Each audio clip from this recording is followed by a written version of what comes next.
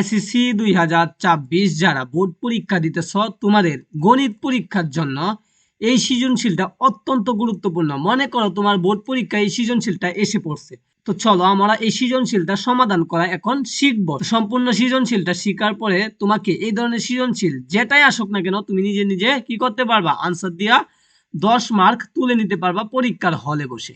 তো চলো আমরা শিখি। এই টাইপের অঙ্ক তোমরা অনেকেই ভয় পাও, টেবিল টাইপের অঙ্ক সবার আগে আনসার করো, কেননা এই টাইপের অঙ্ক করতে একটু সময় বেশি লাগে। চলো আমরা আজকে সময় কম সময়ে কিভাবে করব তা বুঝিয়ে দেব। দেখো, প্রথমে তোমাকে তত্ত্বগুলা দিয়া বলছে 3টা প্রশ্ন করা হয়েছে, একটা দুইটা তিনটা। তো প্রথমটা আনসার দিতে পারলে 2 মার্ক, পরেরটা আনসার দিতে পারলে 4 মার্ক, পরেরটা আনসার দিতে পারলে 4 মার্ক, টোটাল 10 মার্কের একটা সৃজনশীল। এখন অনেকের প্রশ্ন থাকে, আমি এই 4 মার্কের জন্য অর্ধেকটা অঙ্ক পারছি, ধরো এই টেবিলটা পারছি কিন্তু এটা পারি নাই, এই জন্য কি আমাকে মার্ক দেওয়া হবে? অবশ্যই দেওয়া হবে।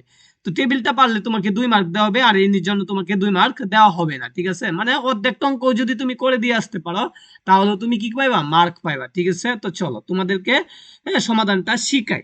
তো দেখো, খ নম্বরে বলছে শ্রেণী ব্যবধান 6 ধরে গণসংখ্যা নিবেশন সারণী তৈরি করো। তোমাকে কি বলছে? সারণী মানে টেবিল তৈরি করার জন্য বলছে। তো এই উপাত্তগুলা থেকে আমাদেরকে কি করতে হবে?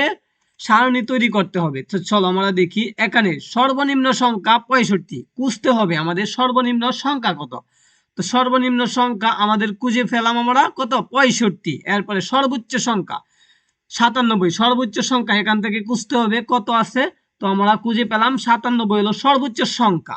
তো পরিসর সমান সমান সর্বোচ্চ সংখ্যা মাইনাস সর্বনিম্ন সংখ্যা প্লাস 1, এই সূত্র সবাই পারো। তাহলে 97 তাইখা 65 মাইনাস করলে যোগ 1 করলে আসে 33। পরিসর কত পাইলাম? 33। এরপরে দেখো, শ্রেণী ব্যবধান 6 ধরে শ্রেণী সংখ্যা নির্ণয়। তো শ্রেণী ব্যবধান 6 কেন ধরছি? এই যে দেখো প্রশ্নে উল্লেখ আছে 6 ধরার জন্য। তো শ্রেণী ব্যবধান 6 ধরে শ্রেণী সংখ্যা 33 ভাগ 6 সমান সমান 5.5 আসে। তাহলে 5.5 যেহেতু আসে, তাহলে আমাদেরকে গড় তৈরি করতে হবে কয়টি? 6টি। একটা, দুইটা, তিনটা, চারটা, পাঁচটা, 6টা গড় আসবে মেইন। তারপরে একটা হলো লিখার জন্য, ঠিক আছে? তো শ্রেণীব্যাপ্তি লিখবো। শ্রেণীব্যাপ্তি কিভাবে লিখবো দেখো, আমি তোমাদেরকে বুঝাই। প্রথমে লিখবো শ্রেণীব্যাপ্তির গড়, তারপর টালি চিহ্নের গড়, এরপরে দিব গণসংখ্যার গড়। তো শ্রেণীব্যাপ্তি কিভাবে আমাদেরকে বের করতে হবে? তো সর্বনিম্ন সংখ্যা কত? 65। প্রথমে লিখবো এখানে 65, 65 থেকে গণবো 70 পর্যন্ত। 65, 66, 67, 68, 69, 70। তো এখানে কয়টা টান হয়েছে? 3টা। হ্যাঁ, 3টা, 6টা টান হয়েছে। দেখো 6টা টান হয়েছে মানে 6টা গড় নিছি। তাহলে 65 থেকে 70 ব্যবধান কত? 6। তাহলে আমরা 6 পাইলাম। এভাবে তুমি ব্যবধানটা নিবা। এরপরে দিবা 70 যেহেতু এইখানে নিছি, তাহলে এখানে লিখবো 71। 71 থেকে আমরা 76 পর্যন্ত, 77 থেকে 82 পর্যন্ত। এভাবে আমরা কি করব? শ্রেণীব্যাপ্তি নিব 95 থেকে 100 পর্যন্ত নিব। এরপরে দেখো টালি চিহ্ন কিভাবে বের করতে হবে। তো আমাদেরকে দেখতে হবে, প্রথমে নিতে হবে 70। 70 কোন ঘরে আছে দেখতে হবে। তো 70 আছে যেই ঘরে, এই জন্য একটা টান দিব। তো একটা টান দিবা, ঠিক আছে? এরপরে দেখো 68। 68 কোন ঘরে আছে? 68 আছে এই প্রথম ঘরে 68 আছে। দেখো 65, 66, 67, 68, 69, 70, মানে 68 এই ঘরে আছে, এই জন্য আরেকটা টান হবে। এরপরে দেখো 95। 95 হবে কোন ঘরে? এই যে সবার নিচের ঘরে হবে 95।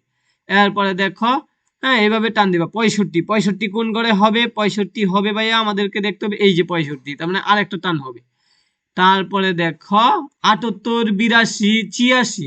78, 82, 86। দেখো 78 আছে কোন ঘরে? 78 আছে এই ঘরে, একটা টান দিবা। 82 এই ঘরে। এরপরে 86। 86 কোন ঘরে আছে? 86 আছে তোমার হলো, এরপরে 86 কোন ঘরে আছে? দেখো 86 আছে 93 থেকে 68, মানে এই ঘরে। এইভাবে প্রত্যেকটা টান দেওয়ার পরে তোমাদেরকে এইভাবে সবগুলা টান দিবা। দেওয়ার পরে টালি চিহ্ন কয়টা হইছে? 4টা টান দিবা তোমরা। প্রথমে 4টা টান দিবা, এরপরে দেখবা যদি 5টা হয় তাহলে উপরে দিয়ে একটা টান দিয়ে দিবা। দেখো প্রথম ঘরে আমরা টান পাইছি কয়টা? 4টা। পরের ঘরে পাইছি 3টা টান, এরপরের ঘরে পাইছি 10টা টান, ঠিক আছে? এরপরে 5টা টান পাইছি। এরপরে টালি চিহ্ন পাইছি কয়টা? 4টা। তো সবগুলা যখন আমাদের দেওয়া হইছে তখন আমাদের টালি চিহ্ন এখানে 4টা পাইছি, এখানে 4 লিখে দিব। এনে 3টা পাইছি 3 লিখে দিব। এনে 10টা পাইছি 10 লিখে দিব। 5টা পাইছি 5 লিখে দিব। 4টা পাইছি 4 লিখে দিব। 4টা পাইছি 4 লিখে দিব। তো সবগুলা গণসংখ্যা যোগ করে এখানে নামায় দিব 30 আসছে। দেখো 30 জন শিক্ষার্থীর বার্ষিক পরীক্ষায় গণিত প্রাপ্ত নম্বর দেওয়া হলো, তার মানে 30 আমরা গণসংখ্যা অলরেডি পাইলাম। এইভাবে তুমি দিতে পারলে 2 মার্ক পেয়ে গেছো। এরপরে দেখো খ নাম্বারটা, প্রাপ্ত উপাত্তের মধ্যক শ্রেণী নির্ণয় করো। মধ্যক নির্ণয় করার জন্য বলছে। তো মধ্যক নির্ণয় করা, চলো আমরা শিখি। মধ্যক নির্ণয়ের জন্য প্রয়োজনীয় ক্রমযুক্ত সংখ্যার সারণী। তো শ্রেণী ব্যক্তি কোথায় থেকে নিয়ে আসবো? এই যে এখানে লিখছি না, এগুলা দেখে দেখে জাস্ট আমরা শ্রেণী ব্যক্তিটা বসায় দিব। উপরে যে আমরা গণসংখ্যা গুলা বাইর করছি, যে এখান থেকে দেখে দেখে হুবহু তুমি বসায় দিবা, কোনো কাজ নাই, জাস্ট দেখে দেখে বসায় দিবা। তো আমরা শ্রেণী ব্যক্তি আর গণসংখ্যা বুঝলাম। এখন ক্রমযুক্ত গণসংখ্যা লিখবো মধ্যক নির্ণয়ের জন্য। 4, এই 4 হুবহু লিখে দিব। তারপর 4-এর সাথে 3 যোগ করে এখানে লিখে দিব 7, 7-এর সাথে 10 যোগ করে এখানে লিখে দেবো 17, 17-এর সাথে 5 যোগ করে এখানে লিখে 22, 22-এর সাথে 4 যোগ করলে আসে 24, 24-এর সাথে 4 যোগ করলে আসে 30। তো এইভাবে তুমি কি করবা? ক্রমযুক্ত সংখ্যাগুলো লিখে দিবা। তো এরপরে দেখো সারণী হতে পাই মধ্যক শ্রেণীর নিম্ন সীমা L সমান 70। মধ্যক শ্রেণী কোনটা? মধ্যক শ্রেণী হলো 30-এর 2 দিয়ে ভাগ দেও, 15 আছে, 15-এর গড়েই হলো মধ্যক শ্রেণী। তাহলে এইখানে 4 পর্যন্ত 15 নাই, 7 পর্যন্ত 15 নাই, 17 পর্যন্ত অবশ্যই 15 আছে। তাহলে মধ্যক শ্রেণীর গড় হইছে, এইটা হলো মধ্যক শ্রেণীর গড়। তো মধ্যক শ্রেণীর গড় যেহেতু পাইলাম আমরা, তো মধ্যক শ্রেণীর নিম্ন সীমা এটা হলো L 77। তো L সমান 77 পাইলাম। এরপরে দেখো এফসি, এফসি হলো এই মধ্যক শ্রেণীর, এই যে এটা, হ্যাঁ 7 হবে এফসি, মানে ক্রমযুক্ত সংখ্যা আগের সংখ্যাটা হবে। এরপরে দেখো এফএম সমান সমান 10, এই মধ্যক যেটাকে ধরছি এটাই হলো এফএম, এটা কি এফএম। তো এফএম হলো 10। এরপরে এইচ ব্যবধান, শ্রেণী ব্যবধান না কত কইরা? 6 কইরা, এটা তো প্রশ্নেই লিখা ছিল। এরপরে আর কি আছে আমরা জানি, সূত্রটা লিখতে হবে L plus n/2 minus FC into h/fm, এটা হলো মধ্যকের সূত্র। পরে L সমান 77, এই যে এখান থেকে নিয়ে আসলাম, এই যে 77, L সমান 77। এরপরে দেখো 30, হ্যাঁ n এর মান 30, 2 2, fc এর মান 7, এই যে fc এর মান 7। এরপরে দেখো h সমান সমান 6, 6 ব্যবধান, fm সমান 10, এই যে fm সমান 10। তো লিখার পরে কি করব? ক্যালকুলেটরে আমরা সমাধানটা করে নিব। তো ক্যালকুলেটরে যোগ করার পরে দেখবা কত আসবে? 81.8, এটাই হলো উত্তর। 81.8, এটা কি উত্তর আসবে। এরপরে আমাদের কি চাইছে দেখো, পদার্থ উপাত্ত থেকে আয়তরেখা অঙ্কন করার জন্য বলছে। 3 নম্বরে চাইছে পদার্থ উপাত্ত থেকে আয়তরেখা অঙ্কন করার জন্য বলছে। আয়তরেখা অঙ্কনের জন্য প্রয়োজনীয় অবিচ্ছিন্ন শ্রেণী সীমা নির্ণয়, হ্যাঁ দেওয়া হলো। তো শ্রেণী ব্যক্তি বা শ্রেণী ব্যক্তিগুলো আমরা কোথা থেকে আনলাম? ওই যে এখান থেকে নিয়ে আসলাম। এরপরে গণসংখ্যাগুলো নিয়ে আসলাম। তারপর অবিচ্ছিন্ন চলক কিভাবে বের করতে হয়, অনেকেই হ্যাঁ এটা পারো না। তো দেখো 65 আছে না, এটার 0.5, কত? 0.5, এটা কি করবা? সামনে নিবা। তাহলে সামনে নিলে 64.5 আছে।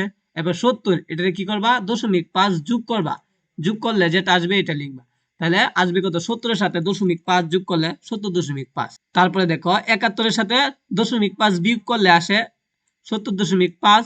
এরপরে 76-এর সাথে 0.5 যোগ করলে আসে 76.5। এরপরে 77-এর সাথে 0.5 কি করতে হবে? বিয়োগ করতে হবে, আসবে 76.5। 82-র সাথে 0.5 যোগ করতে হবে, তাহলে আসবে 82.5। এভাবে তুমি কি করবা? অবিচ্ছিন্ন চলকগুলো লিখবা। লিখার পরে এই লিখাটা লিখে দিবা x অক্ষ বরাবর এবং y অক্ষ বরাবর কি নিছো, নেওয়ার পরে এটা আঁকবা, ঠিক আছে? তো এখানে লিখবা অবিচ্ছিন্ন, এরপরে এই দিক দিয়ে লিখবা গণসংখ্যা। লেখা দেখো এখানে উঠছে কত? প্রথমটা 4 উঠছে, পরেরটা 3 উঠছে, পরেরটা 10 উঠছে। দেখো এখানে উঠায় দিবা, হ্যাঁ 4 3, এরপরে 10 পর্যন্ত উঠায় দিলাম। এরপরে দেখো 5 4 4, এই যে 5 পর্যন্ত উঠাইবা, এই যে 5 পর্যন্ত উঠানোর পরে 4 পর্যন্ত উঠাইবা, 4 এর সোজা, এরপরে 4 পর্যন্ত উঠায়া সুন্দর করে তুমি কি করবা?